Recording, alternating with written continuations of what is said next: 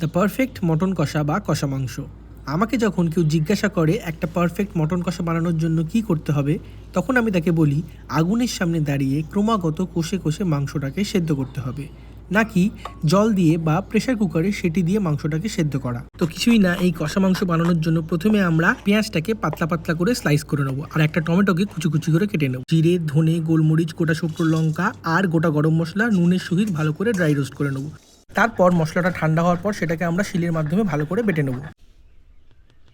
এরপর 1 ইঞ্চি আদা, 10 থেকে 12 কোয়া রসুন আর দুটো মতো শুকনো লঙ্কা, সেটাকেও আমরা শিলের মাধ্যমে ভালো করে বেটে নেব।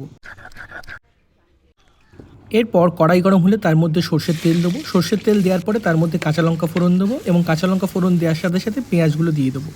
এরপর পেঁয়াজটা যতক্ষণ না লাল লাল হচ্ছে পেঁয়াজটাকে ভাজবো। পেঁয়াজটা অল্প লাল লাল হওয়া শুরু হলেই তার মধ্যে আমরা মাংসটা দিয়ে দেবো। আদা, রসুন বা অন্যান্য মশলা দেওয়ার আগেই আমরা মাংসটা দিয়ে দিলাম, তার কারণ পেঁয়াজের সাথে সাথে মাংসটা কষলে পেঁয়াজটা যে ক্যারামেলাইজ হবে তার থেকে যে মিষ্টতাটা বেরোবে সেটা মাংসের ফ্লেভারসটাকে অনেকাংশে বাড়িয়ে দেবে। তারপর 2 থেকে 3 মিনিট হাই ফ্লেমে কষানোর পর আমরা নুনটা দিয়ে দেবো। নুনটা পরে দেবেন না, তাহলে কিন্তু নুন মাংসে ঢুকবে না। তারপর যখন দেখবেন পেঁয়াজ আর খুঁজে পাওয়া যাচ্ছে না, তখন আদা, রসুন, শুকনো লঙ্কা বাটাটা দিয়ে ভালো করে কষতে থাকবেন। তারপর তার মধ্যে দেবেন টমেটো, হলুদ দিয়ে এবারে সব কিছু ভালো করে কষাতে হবে। এরপর মাঝে মাঝে গরম জল দিয়ে ভালো করে মাংসটাকে কষাবেন। মাংসের মধ্যে কিন্তু কোনো ঠান্ডা জল দেবেন না, তাহলে মাংস সিটে মেরে যাবে আর মাংসের যে কুকিং প্রসেস আছে সেটা বন্ধ হয়ে যাবে। তাই সবসময় মাংস কষানোর সময় তার মধ্যে গরম জল দেবেন। এরপর কিন্তু আর কিছুই না, মাংসটাকে লো হিটে ভালো করে কষাতে হবে আর মাঝে মাঝে গরম জল দিয়ে সব কিছু মিলিয়ে দেবেন যাতে নিচে না লেগে যায়।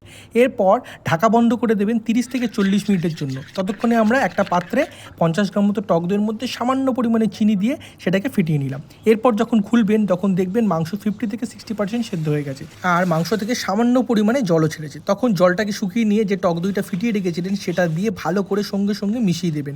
এরপর আর কিছুই না, যখন দেখবেন যে মাংস প্রায় 80 থেকে 90% কুক হয়ে গেছে, তখন দেখবেন যে মাংসর কালারটা চেঞ্জ হয়ে গেছে, তখন সামান্য পরিমাণে জল দিয়ে গ্রেভিটাকে অ্যাডজাস্ট করে নেবেন। গ্রেভিটাকে অ্যাডজাস্ট করে নিয়ে 15 থেকে 20 মিনিট গ্রেভিটা যতটা আপনারা চান সেই অনুযায়ী হয়ে গেলে আপনাদের মটন কষা কিন্তু একেবারে তৈরি। বিলিভ মি, এই মটন কষার স্বাদ কিন্তু এক কথায় অনবদ্য। আর শেষে যে মশলাটা আমরা বানিয়েছিলাম সেটা দিয়ে দিলাম। দেখুন কালারটা, দেখুন। ভিডিও কেমন লাগলো অবশ্যই জানাবেন। Till then, tata.